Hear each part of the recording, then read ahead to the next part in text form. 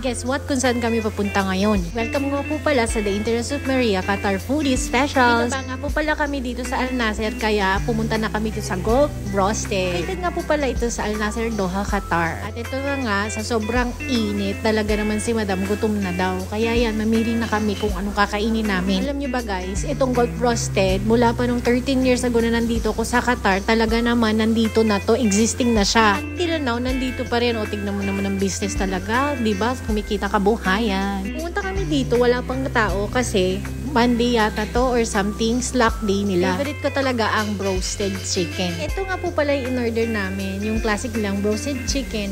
Wow na wow talaga, diba? Mura din ang kanilang mga pricing comparing sa iba. Naman kami naghintay ng matagal at friendly naman sila dito. Nakakaaliw din talaga ang kanilang ambience dito. Kaya yan, di namin namalayan. Dumating na yung order namin, kakadaldal namin. Isip ko nga na i-vlog yung mga old na mga restaurants dito, tsaka yung mga old talaga na mga places. Ito nga po palang order namin ay half chicken, fries, kubos ketchup, tsaka garlic mayo. Diba? Sarap ipares. Habang kinukunan ko si Madam, sabi ko naman ako naman ang kakain. And this is my favorite, the Thai part. Isang pa ng garlic mayo. O diba? Sarap talaga ang classic. Wow na wow. Kasi nga ngayon sa daming spices ng mga pagkain, mas masarap pa talaga yung simple lang. Lalo pa yung fresh yung manok at fresh pa yung mga ingredients. Kasi naman sa dami na naglalabasan ngayon, nakakalimutan na natin talaga yung mga simple foods lang. Yung ganito lang, swak lang sa panlasa natin.